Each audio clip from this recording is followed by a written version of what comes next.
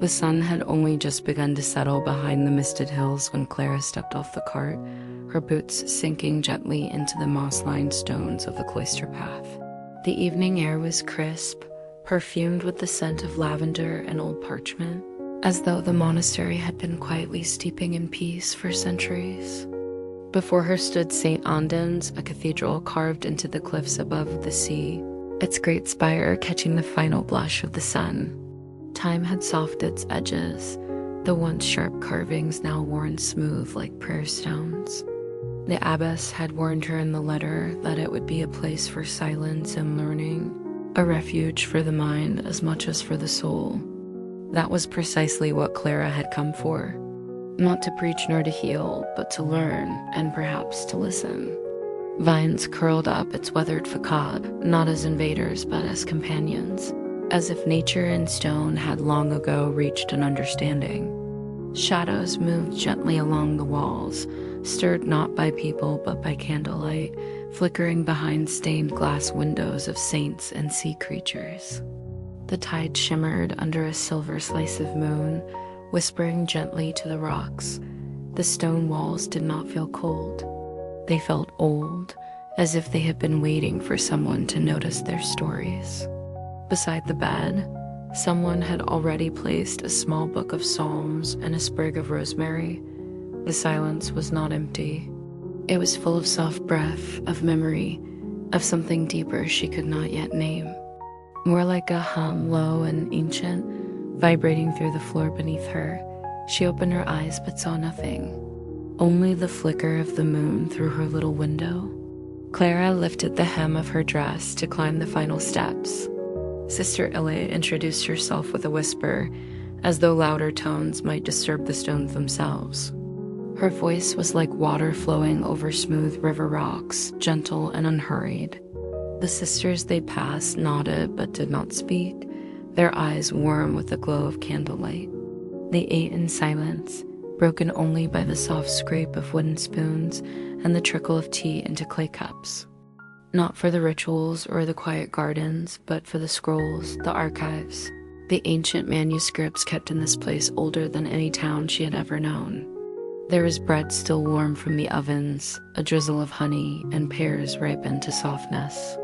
The hush was not one of secrecy, but of reverence. Even their steps were softened, not out of fear, but care. Lanterns hung like stars from iron chains, their glow revealing rows upon rows of shelves carved from the stone. Some of the books had no titles. Others bore writing in languages Clara had only seen in dreams. The great wooden doors opened with a slow creak. Inside, the air was cool and fragrant with beeswax and rosemary. We do not rush within these walls. Time has already made its own choices. A figure appeared from the corridor, cloaked in ash-gray robes, head bowed. "You are welcome here, Clara," she said, offering her a simple woolen shawl. Clara followed her through long corridors of echoing arches and honey-colored stone. Her cell was small but lovely, with a round window that opened onto a view of the sea below. That night, Clara lay beneath a hand-woven blanket, listening to the soft breathing of the sea and the gentle creak of the cathedral's timbers. Sleep came gently, but even as she drifted, she thought she heard it. A voice, not words exactly. It might have been a dream. The next morning, Clara joined the sisters for breakfast in the refectory. A long room with narrow windows and a domed ceiling painted with vines and stars. After the meal, Sister Ella led her to the library. That was why Clara had come. The library sat beneath the cathedral, built into the rock itself. "You may stay as long as you like," said Sister Ella, her hand resting briefly on the doorway. "Just remember to listen." Clara nodded, though she wasn't sure what the sister meant. Listen to the scrolls, to the walls, then she heard it again. Faint, almost imagined. A hush beneath the hush, like someone singing from deep within the stone.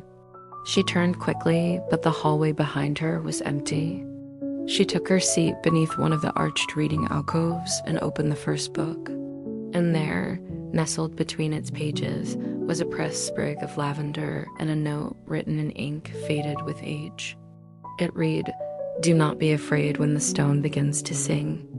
Clara ran her fingertips gently over the faded parchment. The note, though old, had been left deliberately, tucked into the folds of that particular volume.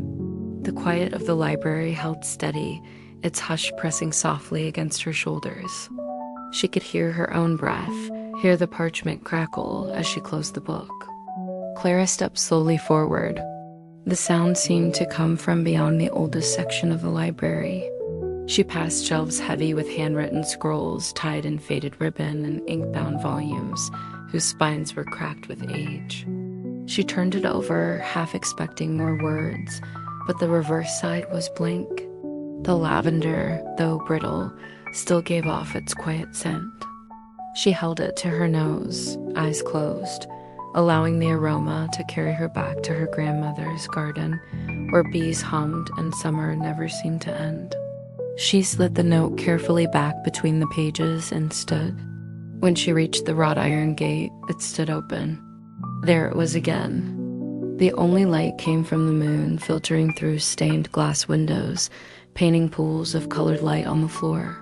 She walked past the cloisters, her bare feet silent against the cold stone. The air grew cooler, tinged with salt and the faint scent of ink and wax. The characters made no sense to her, yet they didn't feel unfamiliar.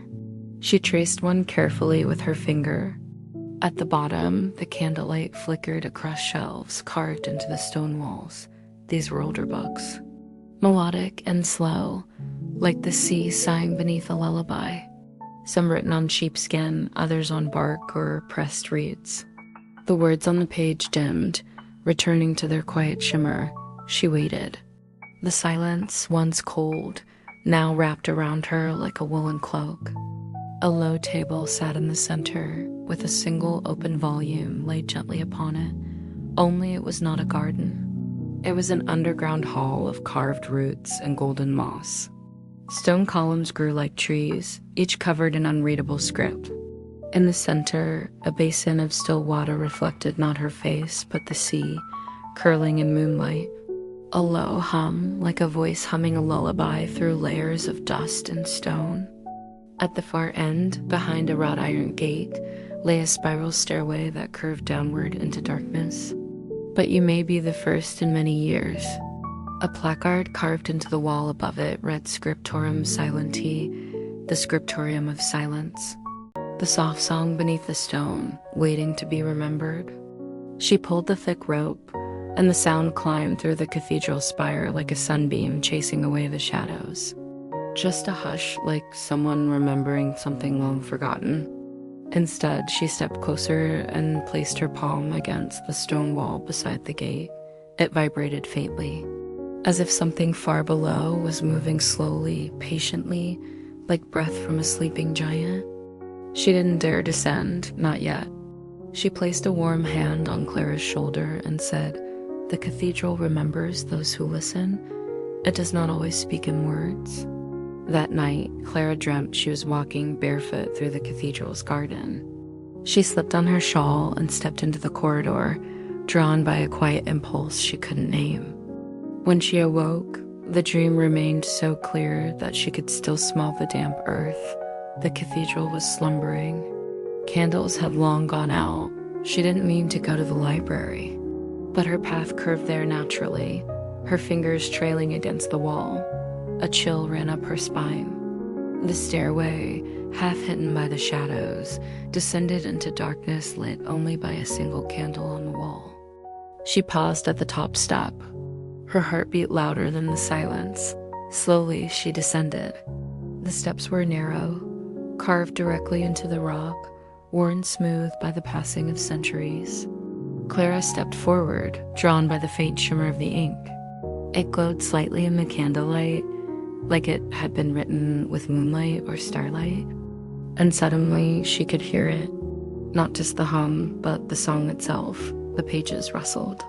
Not from any wind, but as though the book itself had exhaled. Clara stepped back. The hum grew softer again. A whisper floated behind her. Not frightening, not even clear. She turned, but no one stood there. Only the shelves and the sleeping books. She looked once more at the glowing script and whispered softly, "I hear you." Then she closed the book and climbed the stairway, candlelight following her like a faithful shadow. In the morning, Clara told Sister Alay what had happened. The older woman listened without surprise. Clara asked about the glowing pages, the strange language, the music in the walls. Ella only smiled. "You are not the first to hear them."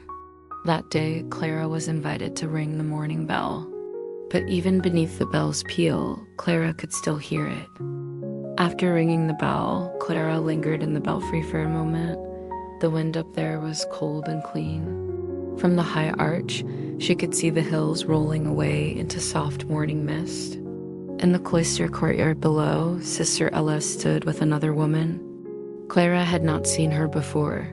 She wore a deep gray robe, slightly darker than the sister's blue, and carried a staff carved with a spiral of vines. I heard the bell. "Thank you for ringing it." She traced the line where forest met meadow, wondering how many seasons had passed since that view last changed.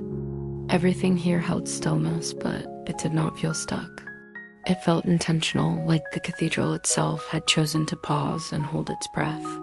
She descended the spiral stairs slowly, each step hollow with age. Ella waved Clara over and smiled gently. "Clara, this is Archivist Iseldra. She came from the Western Abbey last night." The archivist bowed her head. Clara gave a small curtsy, unsure if it was the right gesture, but Iseldra's smile softened. "Would you walk with me?" the woman asked. Clara hesitated, then nodded. They walked side by side beneath the colonnade, past marble pillars warmed by the rising sun. "I've heard of you," Iseldra said.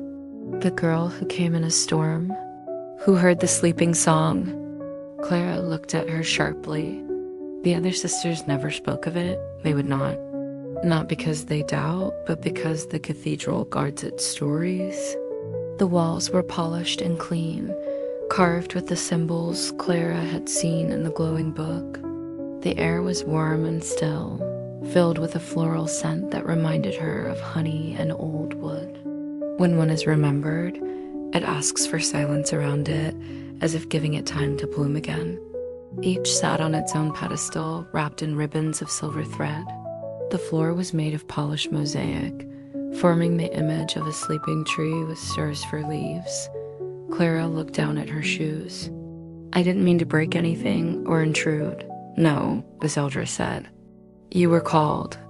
The orbs pulsed faintly, not with light, but with feeling. One felt like laughter, another like sorrow, another still like rain on a window. The windows here were less colorful, but the light still entered like music. Not just of people, but of seasons, of silences, of prayers never spoken aloud. The cathedral stores what the world forgets. It does not judge, only remembers. Iseldra slowed and touched a panel of smooth stone. It opened under her palm. The chamber itself did not hum, but it had a rhythm.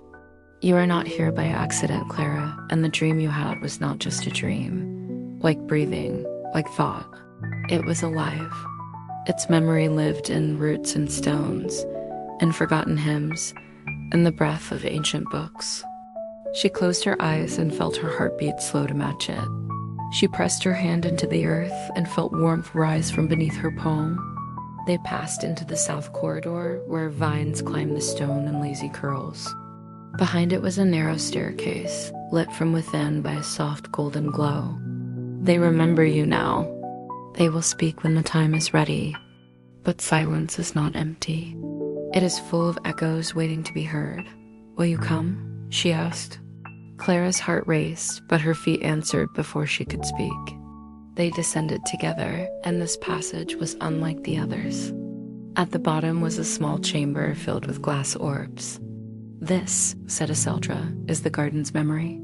When the hidden door closed behind them, Clara already felt the absence of that quiet place beneath the stone. Clara stared. "Are they memories?" Clara whispered. "Yes." Clara reached toward the nearest orb, then stopped. "May I?" "Not yet." Iseldra motioned to a bench carved from petrified wood. They sat together in the warm quiet. "When I first arrived here," the archivist said, "I thought silence was emptiness. I thought the cathedral was abandoned." Clara listened. Iseldra stood. Clara opened her eyes. "What was it then? A remembering?" They walked back up the spiral together. That evening, she sat alone in the garden. The lavender swayed gently in the breeze. The cathedral was not just a building. That night, she did not dream, but she woke with a word on her tongue, one she did not recognize yet somehow understood. It meant welcome. The next morning arrived with gentle gold. Clara awoke before the bell rang, stirred not by sound but by a quiet pull, like a thread tugging at her thoughts. She dressed quickly and stepped into the hallway, where pale morning light poured across the stone floor like mist. She had not told anyone about the word she woke with. It sat on her tongue still, unspoken but warm. Something told her to hold it close, at least for now. The cathedral's gardens bloomed year-round, and it was important to keep track of what flourished and faded. Ella had once said that each plant carried a memory, and each page was a way of honoring it. She followed the corridor toward the scriptorium, where Sister Alay had invited her to help copy herbal records. The humming grew clearer. It was not from the bell, but from inside it. She reached out and touched the rim. It was warm, like sunlit stone. As Clara reached the archway, she heard humming. But the warmth on her fingertips had not faded, and curiosity always seemed to tug harder than fear. Not a tune, exactly, but a soft vibration like a note pressed into the air. It came from the far end of the hall, where an old brass bell hung above a disused door. In the center stood a pedestal. Upon it lay a bundle wrapped in faded linen. She had seen it before, always dark with age and silent. Now it shimmered faintly. Clara approached it slowly. The door beneath the bell creaked open without her pushing. The linen was embroidered with tiny leaves, stitched in silver thread. She gently unfolded the cloth. Smaller than the one upstairs, made of pale stone veined with gold. It did not ring, but the humming grew louder in her mind. It smelled of dust and dried herbs. Before this cathedral, before even the gardens, there was only that stone. Beyond was a narrow stair that spiraled down into the stone. The moment before the world begins to remember. Clara hesitated. She descended carefully.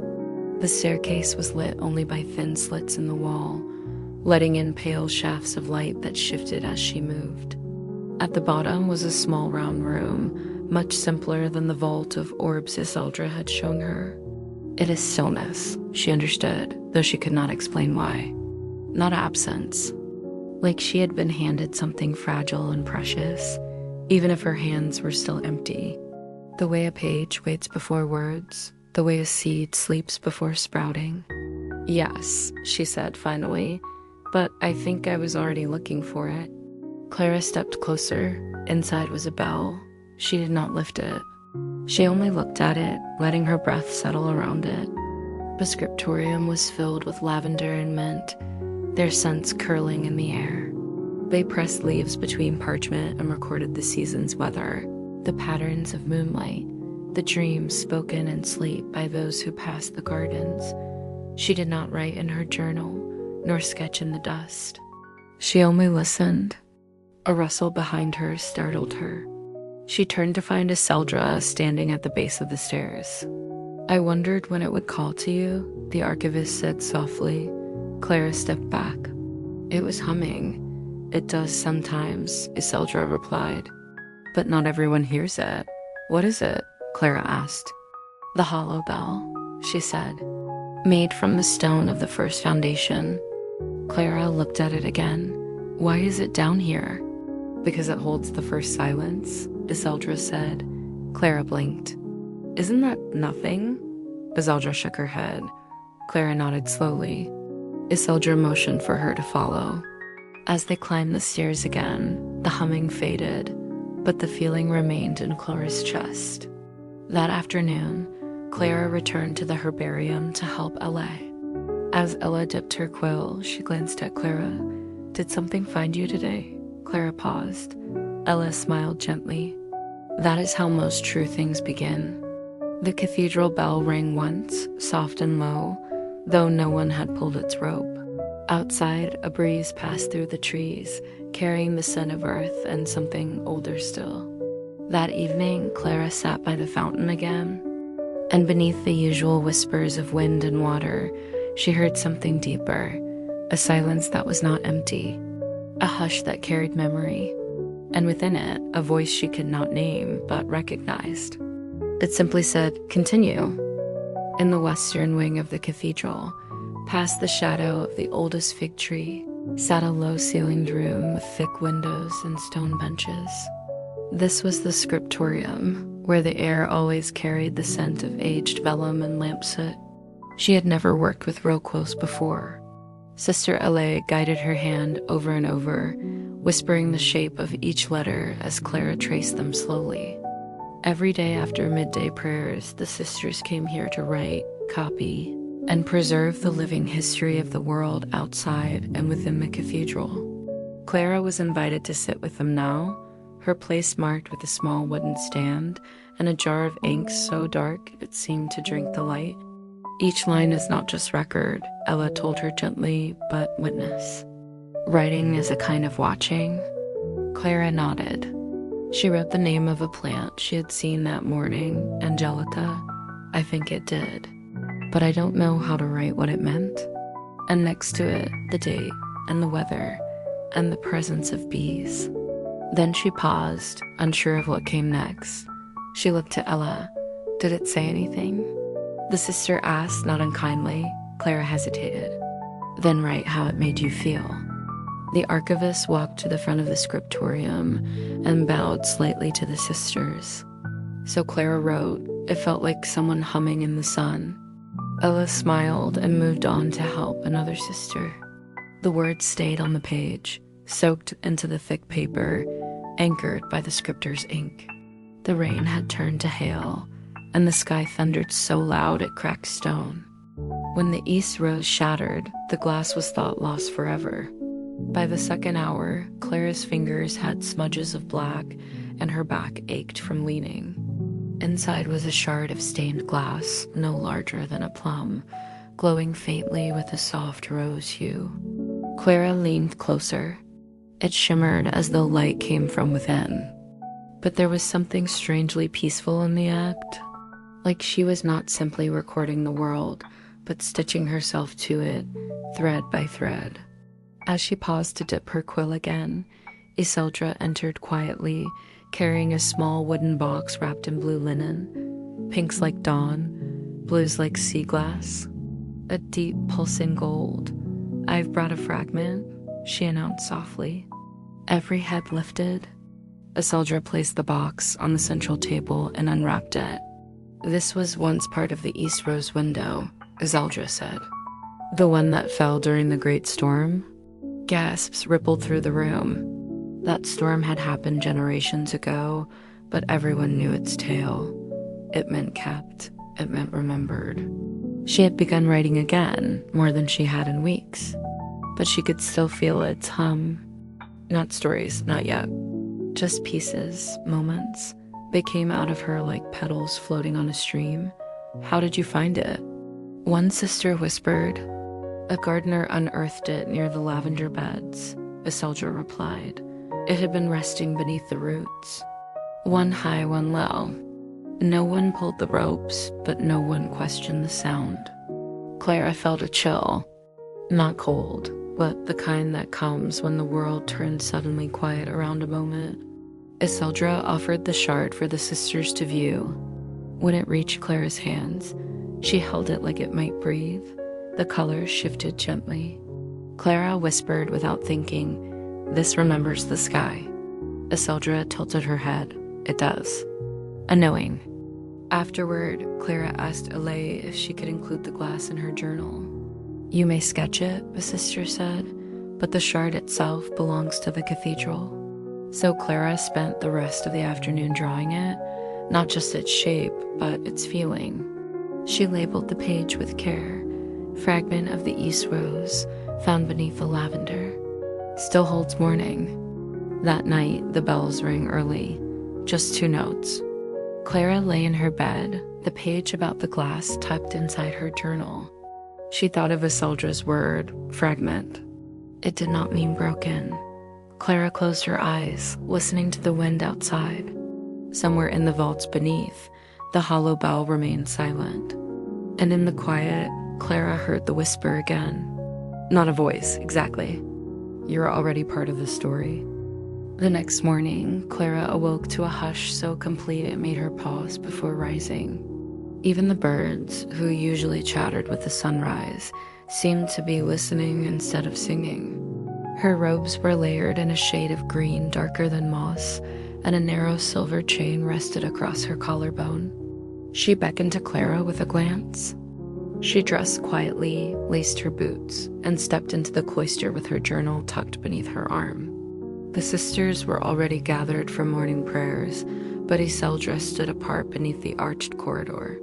They moved through a series of narrow hallways that twisted like river paths, and finally reached a staircase spiraling upward, one she had mistaken for a service tower. At the top was a heavy oak door with no visible handle. Iseldra tapped 3 times, then placed her palm flat against the wood. There were no desks, no tables, no signs. Instead, cushions were placed beneath windows, and rugs soffed the stone floor. A round skylight allowed sunlight to filter down like a slow waterfall. There's a room you've not yet seen, Iseldra said softly. Clara followed, heart steady but curious. Books and scrolls rested side by side, and thin ladders leaned casually in the corners. The room smelled like dust, cedar, and ink. It smelled like stories. A spruce whose needles curved inward, caption held too long. A soft creak. The door opened inward. Books with uncertain authors, maps of places only dreamed. Pages that resist order. The room was round, its walls lined with shelves that stretched up into dimness. The skylight warmed her shoulders as the sun rose higher. It had a ribbon for marking and a pocket sewn into the back. Occasionally, a sister would enter, take a book from the wall, and disappear into the cushions. No one spoke. The room pulsed with a shared stillness, like breath and slow harmony. Clara stepped inside. She handed it to Clara, who sat near a window and opened the first page. It wasn't a library in the way she had imagined. Not about duties or observations, but about the shape of her thoughts and the taste of the morning wind. Beside them were not labels, but emotions, longing, relief, waiting, return. This is where we keep what can't be cataloged, Iseldra said. Clara's breath caught. Is that allowed? Iseldra gave a slow smile. Here, it's cherished. She guided Clara to a shelf and pulled a thin volume bound in silver thread. Its cover had no title. She noticed how each flame was passed carefully, not just from wick to wick, but from hand to hand. The small ritual filled the air with golden light and soft breath. Inside were small ink drawings of trees. Each page held a different one. Bent oaks, flowering plums, skeletal willows. She labeled it, Library Above the Wind. These are memory trees, Iseldra said, each drawn from feeling, not species. A recognition, Clara traced one sketch with her fingertip. I didn't know books could be this quiet, Clara whispered. They're at their loudest when they whisper, Iseldra replied. Clara read page after page. At midday, Iseldra returned with a linen-wrapped bundle. This is yours now. Clara opened it to find a blank book. Its cover dyed the color of storm-washed stone. The pages inside were creamy and thick. What do I write? She asked. What isn't fit anywhere else? Clara nodded slowly. She began her first entry with a sentence that came without trying. Today I sat in a room made of quiet, and the quiet was kind. She pressed the pen softly, letting the ink dry in silence. More lines followed. When she looked up again, she was alone. Even Iseldra had slipped away. Clara stood and returned the silver-threaded book to its place, pausing with one hand on the spine. She felt something in the air around it. "You belong here," it seemed to say. Descending the tower staircase, her steps echoed lightly, like laughter heard from far off. That evening, when the sisters gathered to light the first candle before dusk, Clara joined them. Later, in her chamber, Clara opened her new journal again. She drew the skylight and the feeling of sunlight. She did not hear the hollow bell that night, but she dreamed of it, and in the dream, it rang not with warning, but with invitation. It sounded like turning a page. The next morning, Clara followed the curve of the east corridor, her journal pressed to her chest, unsure where her feet were leading her. The stone arches cast long shadows, each one cool to the touch, but touched by soft golden light. As she rounded a quiet bend, she came upon a door left slightly ajar. From within came the scent of charred cedar and blooming herbs. Clara pushed it open gently. The garden inside was unlike the green courtyards or tidy rows of vegetables she'd seen before. This place felt older, though the stones were swept clean and the plants trimmed with care. Ash-colored gravel formed a path between beds of herbs and blackened vines, and at the center stood a circle of raised earth, its soil warm to the touch, though no sun reached here directly. A figure stooped beside the raised circle. It was Sister Merritt, her hands buried deep in the warm soil. "You found it," she said without surprise. "The Ember Garden. Things we no longer name. Some say the warmth remembers the hands that planted them." Clara stepped closer. "Why is the earth warm?" "Beneath it lies one of the sleeping furnaces. Long ago, the cathedral had many meant to heat the chambers when the winters were harsher. This one still breathes." Clara knelt beside her, curiosity blooming. "And the plants?" "They grow from old seed." Sister Merritt uncovered a bulbous root, dark as coal but pulsing faintly with red threads. Clara sat, letting her hands trail through a patch of furred leaves nearby. They tickled her skin, leaving a scent like dried parchment and cedar smoke.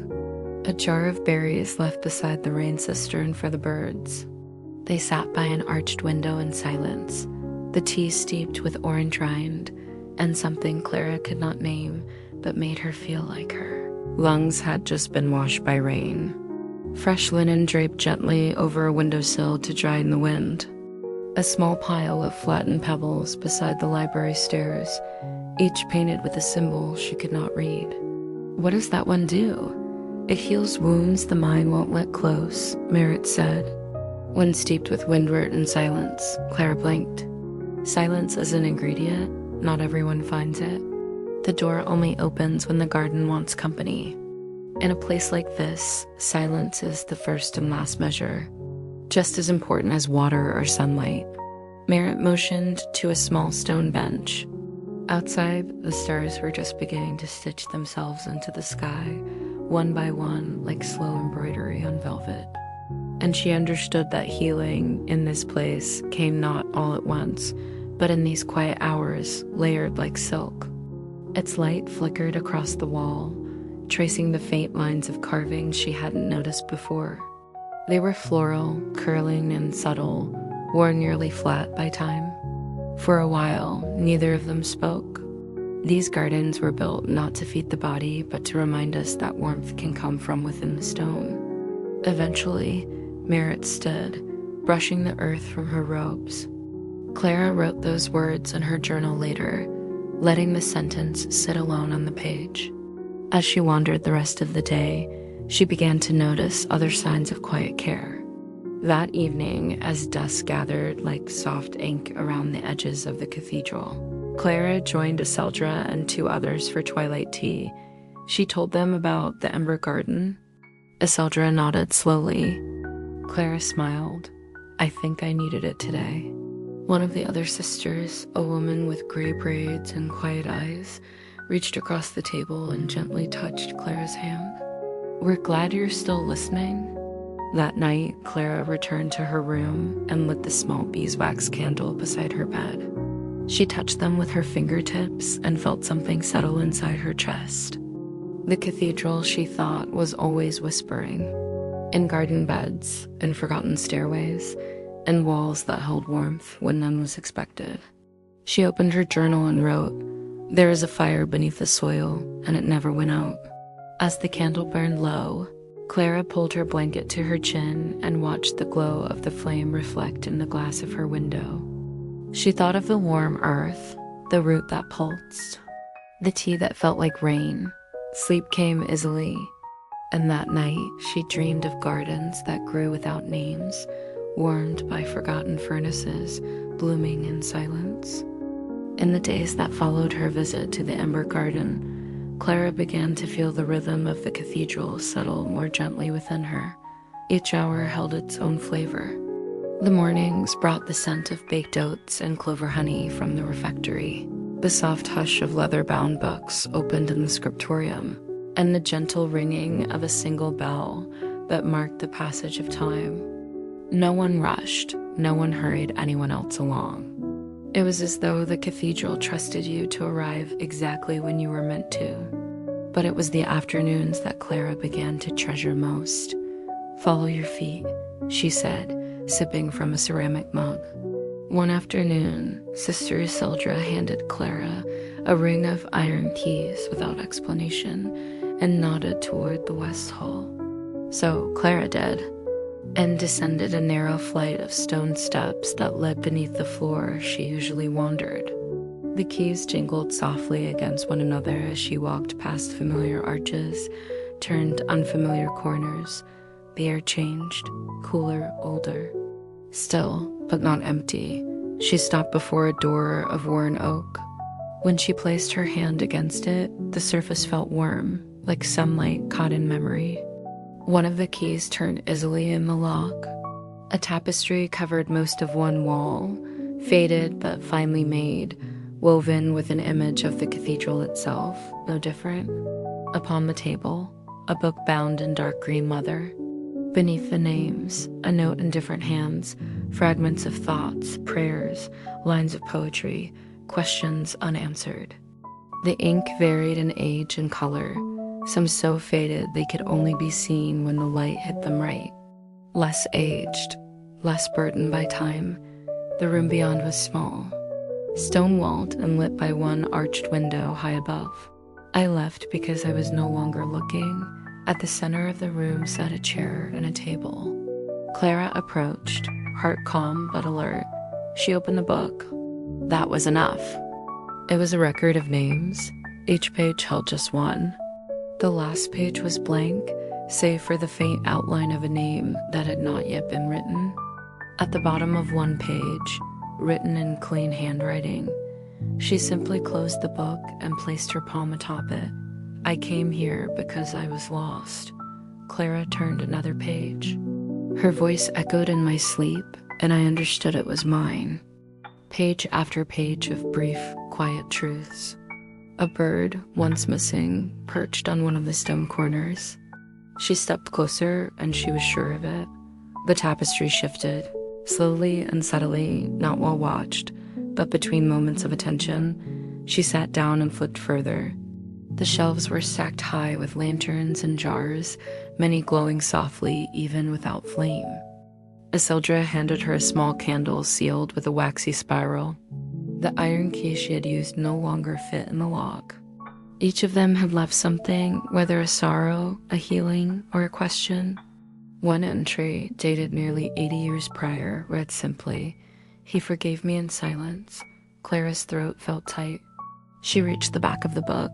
There was a quill beside the book, ink nearby, sealed and waiting. She did not write anything then. When she stood, she realized the tapestry had changed.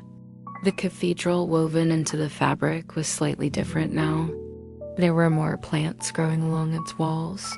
The cathedral was still whispering. The room remembered. It remembered everyone who came in search of something and left with something else. As she exited, the door closed softly behind her. That night, Clara joined Isilda again beneath the arch by the candle shelves. "What's this one for?" Clara asked. "Whatever you like," Iseldra replied. "These are not for prayers or wishes, they're for remembering." Clara lit it and watched the wick catch. The flame burned low and steady. She thought of the names in the book, the tapestry that changed, the feeling of touching pages written by people who came before her. She let the candle burn as she sat beside the others, quiet and content. When it finally flickered out, the wax formed a shape that reminded her of a leaf, curling at its edge. Clara smiled, and she was still listening. One rain-heavy morning, the sky wore a gentle gray, and the cathedral's bell rang 3 times in low tones. Clara rose from her woven mat with her breath still slow from sleep, wrapped herself in the soft wool shawl Sister Iseldra had given her, and stepped into the hall. The stones beneath her bare feet held the warmth of the night's hearth fires, still alive in the deep structure of the cathedral. Light passed through, dulled and dappled, casting shifting hues across the floor, as if the weather were painting its own prayer. It amazed her how even cold stone could offer comfort here. Outside the great stained glass windows, a soft drizzle traced long rivulets down colored panes. That day, Iseldra met Clara by the spiral staircase with a single word: below. Clara followed her without question. They passed the familiar arches, through the scriptorium, beyond the vestry, and into a narrow hallway where the walls curved gently inward. Iseldra turned the rusted handle and the hinges creaked like a sigh. The air smelled of lavender and rain-damp parchment. Eventually, they came to a thick, iron-banded door Clara had never noticed before. Inside was a round chamber, lit only by a central opening in the ceiling. Each person who lives here at some point brings their voice to it. Rainwater dripped through the hole in rhythmic taps, falling into a wide basin surrounded by 12 stone seats. And once sung here, the notes stay, sleeping until someone else wakes them. The quiet was not empty. It was shaky at first, but it lingered in the chamber and curled around the curve of the dome. She hummed another, then a third. One her mother used to hum when Clara was half asleep beneath soft sheets, the scent of warm milk nearby, the gentle flicker of candlelight on a nursery wall. It was full of presence. The room echoed faintly with the pattering rain, amplified by the gentle acoustics. Not mine, but I've heard notes that feel like old friends. Clara stepped inside and instantly felt the hush settle into her bones. "This is the chamber of resting notes," Iseldra said. Clara tilted her head. "Sings?" "Yes, a song, or one you don't. One that finds you. This room remembers melody, not words." Clara sat on one of the cold stone benches. "Do you ever come back and hear your own song?" Each was its own color and a tapestry of sound. Not loud, not haunting, but present. Iseldra smiled. She stepped aside, giving Clara space. Clara waited. She opened her mouth and hesitantly hummed a note. "These like the window near the choir stairs," she said with a kind smile. It was a lullaby she barely remembered. She followed the melody's path, let it change slightly, let it meander into a rhythm she hadn't planned. And then, when her voice fell quiet, another sound began. A few sisters knelt among the garden beds, trimming herbs and planting bulbs. Clara joined them, her hands now familiar with the soil, her nails often marked by its dark ink. A low echo, not hers. Not Iseldra's, it was a response. Not in words, but in harmony. Clara's breath caught. The chamber was answering her with the song stored deep within its walls. Other voices from other years, overlapping, blending. She closed her eyes and let it wash over her. In the song's weave, she felt a woman's sorrow, a child's wonder, a monk's calm resolve. None interrupted the other. When the harmonies faded, the rain's rhythm returned. Iseldra placed a hand on Clara's shoulder. That was well received. Clara blinked. It felt like they were still here. In some way, they are. They left the chamber slowly with care. Later that day, Clara wandered to the atrium, now filled with the scent of rosemary and sweet thyme. One of the older sisters handed her a small pot of violets. Clara carried the pot carefully through the halls. As she placed it on the sill, her gaze caught her own reflection in the glass, softer, quieter than when she first arrived. Not lost, not searching, simply present. She touched the leaves and whispered, "Thank you." The cathedral, though silent, seemed to nod. The morning after Clara's song in the chamber, sunlight spilled warmly through the high windows of the cathedral, painting soft golden squares along the flagstones. The rain had passed, leaving behind a kind of hush that made every movement feel intentional. Clara rose before the bells and dressed in the quiet. The air smelled of polished wood and wax. She slipped inside, breathing in the scent of old paper and lavender oil. She made her way toward the library tower, not because she had been summoned. The tall shelves loomed like gentle giants, lined with spines of green, red, and leather-worn brown. Clara moved past the familiar rows, her fingers grazing the edges of books she had already touched. But because something nudged at her a tug beneath her ribs that said, "Today, there is something waiting." The spiral steps creaked in their usual rhythm beneath her feet, and when she reached the top, the doors stood slightly ajar. No one else was there. Sunlight filtered through a round window above, scattering specks of dust that danced like tiny spirits. There, almost hidden, lay a book with no title. She stopped near a shelf she had never noticed before. It was tucked beneath the staircase's shadow, where the light grew dim. It bore no markings, no name, no symbol. Clara looked over her shoulder, then back at the book, and pulled it free. And beside it, on the opposite page, faint markings had begun to form, not with ink, but as if the page itself remembered what had once been written there. Its cover was deep indigo, nearly black, soft to the touch like worn velvet. Dust rose from beneath it as if it had slept undisturbed for many years. She opened the cover. They were memories, or dreams, or both. A woman holding a candle in the rain, a child laughing in a cloister garden, a pair of hands weaving gold thread into cloth. None of it made perfect sense, but all of it felt familiar. There were no printed words, only blank pages. Clara blinked, flipping through. Page after page, all smooth and cream-colored, unmarked by ink. She frowned, but something told her to keep going. When the bells tolled midday, she finally closed it, heart gently full. Near the center of the book, she found a single pressed petal violet in hue, still delicate. The shapes were unclear at first, shifting like reflections on water, but slowly they sharpened. A single line appeared, then another. Not in any language Clara had studied, but she could feel its meaning. It wasn't a story meant to be read. It was meant to be felt. She sat by the window and laid the book in her lap. When I was still new here, like you. There, among the ivy-covered stones, she found a patch of starflowers, pale blossoms that opened only in shade. The lines continued to form, but only as she rested her hand upon the page. The book was recording her thoughts. No, not quite. It was meeting them halfway. Clara stayed there for hours, letting the pages breathe with her, watching images rise and fade. She carried it to Sister Iseldra. The elder woman looked at the cover and nodded without surprise. "The unspoken volume," she said. "It finds who it wants." "But what is it?" Clara asked. "A place for things without language, for prayers never said aloud, for truths we carry but cannot voice." Clara opened the cover again, and the petal was still there.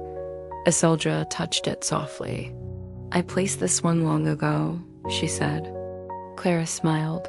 "Then maybe I'll leave something too." That afternoon, she walked alone to the west garden, the one just beyond the bellmaker's cloister. She picked one, careful not to damage its roots, and carried it back inside. Gently, she pressed it into the page beneath the violet petal. The flower was small, almost shy, but it belonged. As the sun dipped low, Clara placed the book with no title back where she had found it, in the shadowed shelf, its cover now warmer from her touch. She didn't need to read it again to know it had changed. So had she? A soft breeze swept through the cloisters as Clara stood beneath the cathedral's highest tower, eyes lifted toward the sky. It was early afternoon, and the bell chamber called to her again, not with sound, but with presence. She had been there once before, guided by a silent bell maker who showed her how the metal remembered. Now, she climbed the winding staircase alone. Stone steps curved tightly within the tower, cool and worn from centuries of passage. The bells hung in stillness, vast and ancient, suspended like guardians between earth and heaven. The air grew thinner the higher she climbed. Somewhere far below, voices hummed in the library, and the scent of beeswax drifted up through the stone. They were not letters, yet they spoke to her.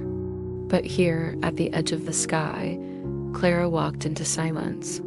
The bell chamber waited. Sunlight streamed through narrow slits in the walls, casting angled beams across the floor. Clara approached the largest one. Its bronze surface shimmered with the patina of age, and on its side, faint carvings curled like ivy. She reached out, brushing the cool metal with her fingertips. It thrummed. One by one, the tones emerged, some high and crystalline, others deep and resonant. Together, they created something that was not quite music and not quite memory, but something in between. Not a sound, but a feeling. The bell pulsed gently beneath her hand, as if it had been waiting for this moment. And then, impossibly, it rang. The chamber didn't echo. The sound didn't break the silence. Instead, it folded into it. The tone was low and golden, like warmth in the bones. Other bells followed, not in discord, but in harmony. Clara stood in the center of it all. The tones moved around her, flowing like a river of sound.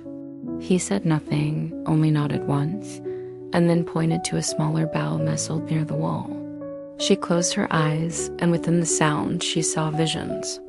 A young monk walking alone through snow, his footprints trailing behind like ink on a scroll. A woman kneeling at dawn, lighting candles for a family that would never return. An old bell maker forging the first bell, sweat and prayer mingling as the fire roared. All these memories had been sealed within the bells. The metal had carried them across time, not to forget, but to remember more deeply. When the sound faded, Clara opened her eyes. The sound reached into her chest and gently pressed against her heart. It was a single tone, yet it seemed to echo with possibility. She wasn't alone. The silent bellmaker stood across the chamber, as he had before, hands folded behind his back. Clara approached it.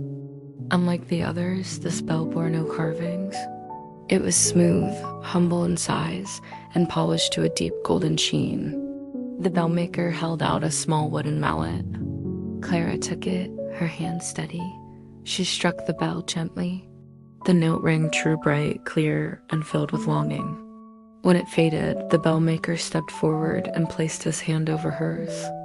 But something inside her rang instead, as if the note she had just struck would never fully fade. Then he turned her palm upward and traced a slow circle into it. It has waited a long time, longer than even I know. It wasn't silence of absence. It was silence that held meaning. Clara didn't need words to understand. The bell she had struck had never been given a name. It was waiting for one. The sky was mirrored there, deep blue and endless. Birds dipped through the air above, their shadows flitting across the water's surface. She looked back at the bell. Its color had shifted slightly in the light, or perhaps her eyes had. It no longer felt like something old. It felt expectant. "What if I called it hope?" she whispered. The bellmaker bowed. She stepped back. The chamber remained still. No other bells rang.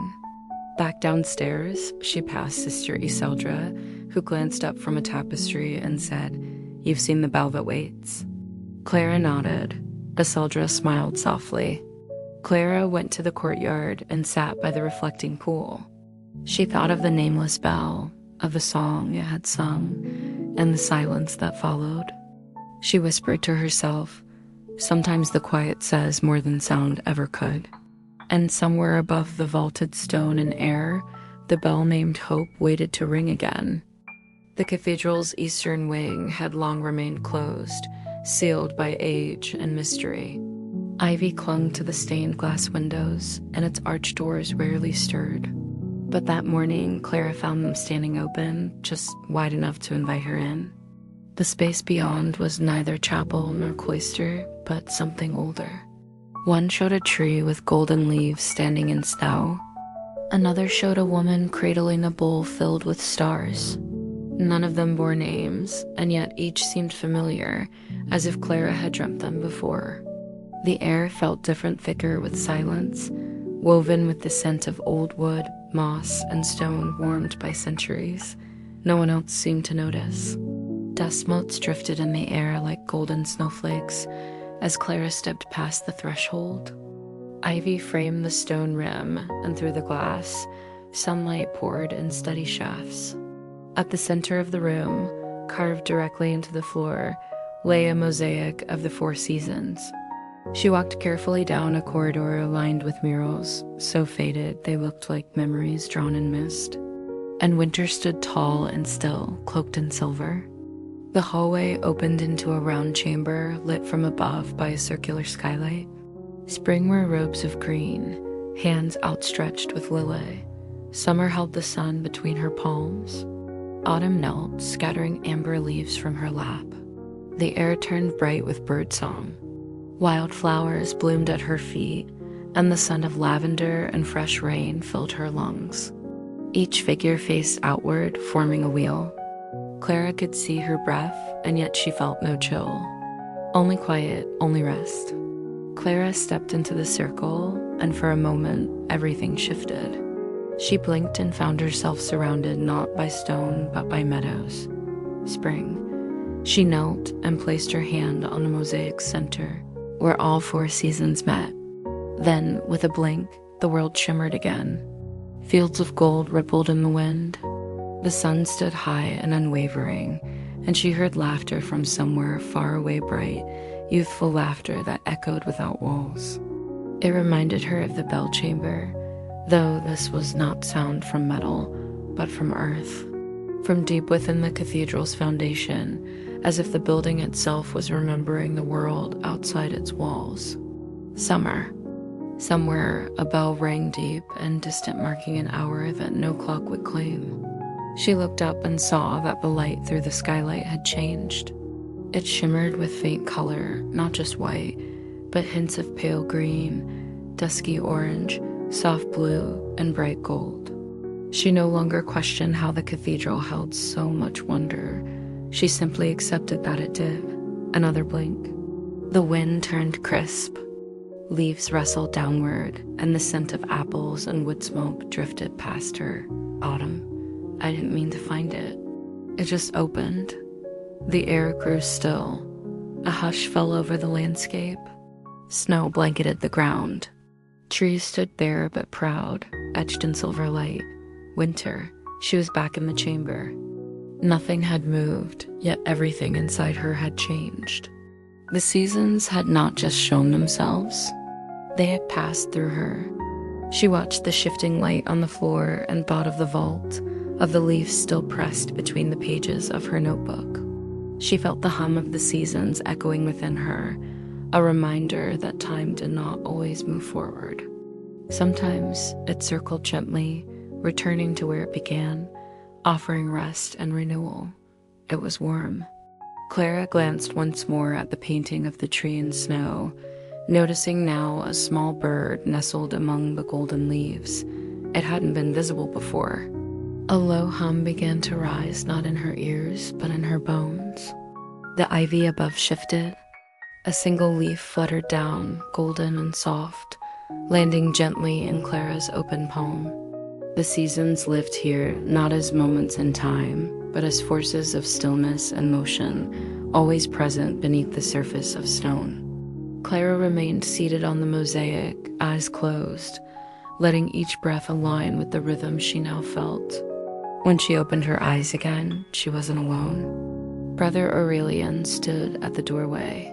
"I see the vault welcomed you," he said gently. Clara nodded. He smiled. "It opens only to those who carry all seasons within them." She didn't know what that meant exactly, but it settled inside her like truth. Together, they walked back through the mural-lined corridor. The corridor seemed lighter as they exited. Later that evening, Clara sat beneath the cathedral's great window. And somewhere in the heart of the stone, spring waited patiently to return. The days that followed seemed to drift like slow-moving clouds. Clara's tasks continued as usual, helping to transcribe records, tending the herb garden with Sister Morel, lighting candles in the morning chapel, but everything she did now carried a quiet resonance. He handed it to her without a word, then nodded toward a narrow stairwell near the base of the south tower. She opened the cover. No title, no pages filled with writing. Only a single phrase carved into the first sheet. "There are names the wind remembers, even when the tongue forgets." It was as though something within the cathedral had awakened in her, or perhaps she had simply learned to hear what was always there. Late one afternoon, as golden light stretched across the flagstones, Brother Aurelian approached with a book bound in soft brown leather. Clara descended the stairs. The flutter of pages, the creak of doors gently opened. The sound of breath held just before speaking. The passage was narrow and wound downward in a spiral. At times, she had to press her hand to the wall to keep her balance. The air grew cooler the farther she went, and soon the scent of dried earth and faint incense curled around her. Stories bloomed on the pages. A cook who made bread in the shape of birds every spring. A gardener who sang to the roots of the roses. A candle maker who whispered wishes into each wick before lighting it. Sister Morel entered with a basket of dried lavender and rosemary.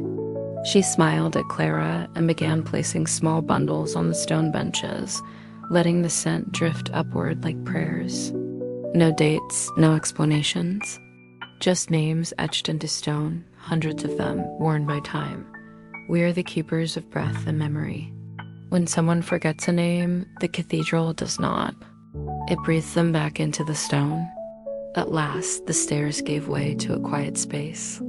Unlike the great vaults or sunlit chapels, this chamber was low and square, with stone benches built into the walls and a pool at its center. The pool was still, reflecting the arched ceiling above. On each wall hung rows of plaques, each with only a single name. Many think the cloister is about mourning, but it's not. It's about welcome, about allowing people to exist beyond their last spoken word. Clara knelt by the pool and waited. At first there was only silence, but slowly she began to hear something.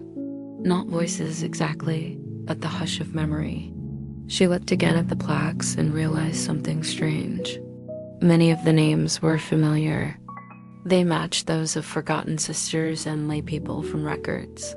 She had transcribed individuals who had once lived and served here, long before their presence faded from the minds of those above. Each name had returned here, etched into the cloister so that silence would not swallow them entirely. The book in her hands shifted. It remained open through the night, and though she did not write in it yet, she often sat beside it, reading lines that faded and reappeared like waves in a quiet sea. When she opened it again, more pages had appeared, written in a hand she did not recognize, and yet it flowed like her own thoughts.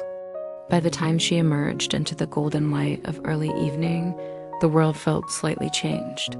Not heavier, but more complete. These were people the cathedral had loved. Bells rang in the tower, not calling anyone in or out, but simply marking a moment, like a bookmark placed gently in the middle of a well-worn page. She sat and read in the quiet of the cloister until the light grew dim. A soft scraping sound stirred her attention. Across the pool, a small door opened. "Did you find someone you recognized?" she asked. Clara nodded. All of them, in a way.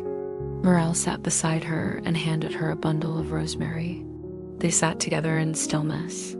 After a while, Morel spoke again. Clara traced one of the names with her finger. The stone was cold, but carried a quiet warmth beneath the surface, like sunlight buried in earth. Before they left, Morel handed Clara a small chisel wrapped in cloth. "You may add a name when it feels right," she said. Clara carried the book and the chisel up the spiral stairs. The ivy on the cathedral wall moved gently in the wind. Clara returned to her room and set the book on her table. And outside her window, the cathedral listened. The cathedral was changing.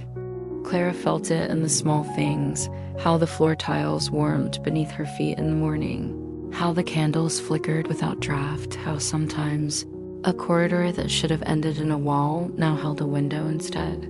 Not every shift was obvious. Some lived in the corners of perception, only noticeable if one paused for a breath and listened carefully. Clara had become skilled at that, at standing still and letting the world unfold in its slower, older rhythm. One such moment came in the garden. The mist was thick, draped between hedgerows and stone benches like silk thread.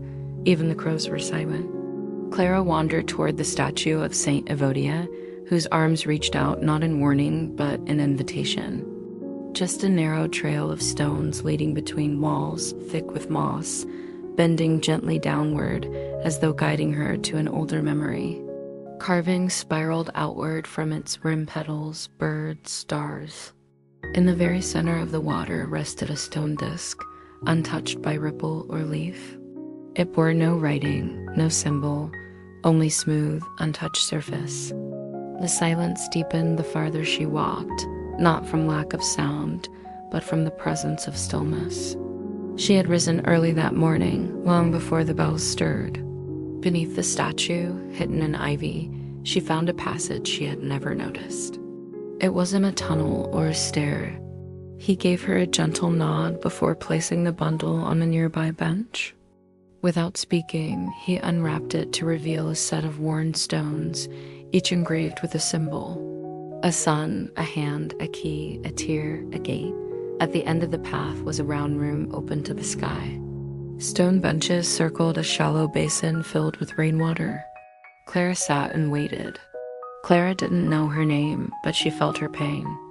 Stories held by the cathedral itself, offered gently in return. When they walked back up the path, the ivy seemed to part just enough for them to pass.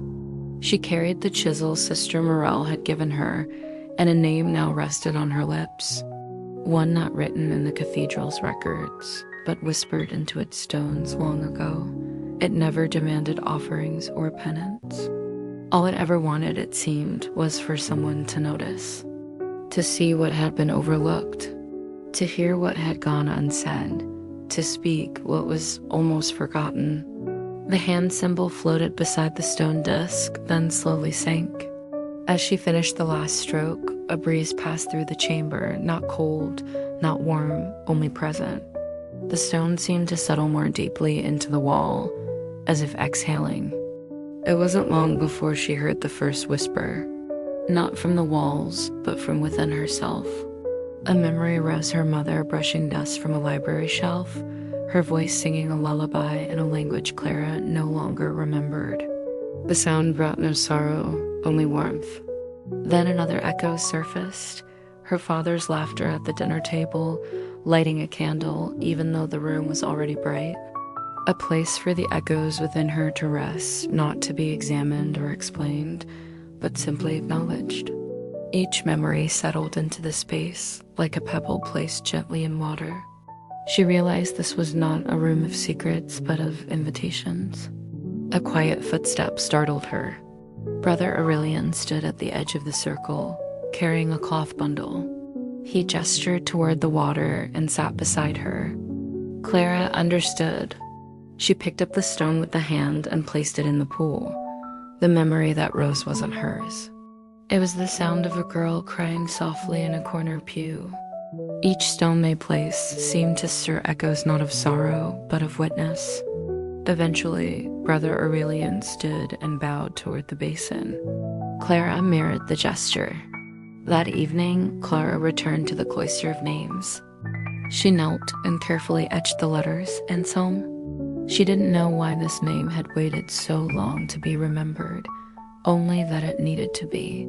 Clara stepped back and smiled.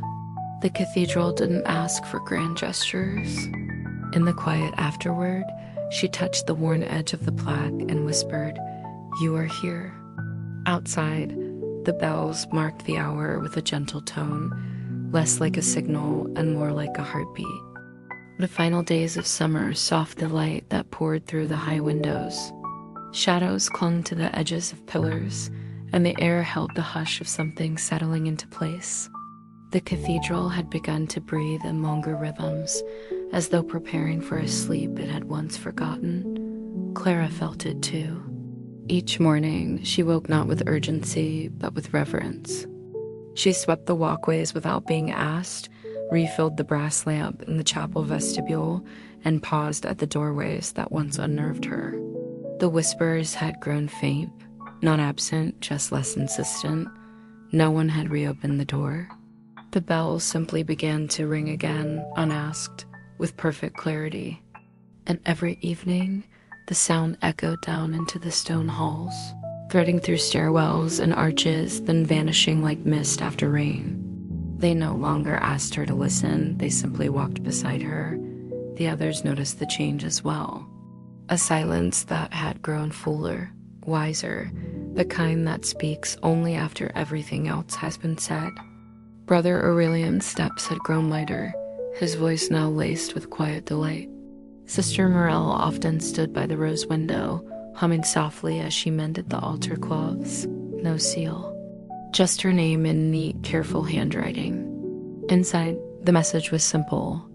Even the abbot, so often silent, had begun to offer gentle nods as Clara passed, as though acknowledging a wordless understanding between them.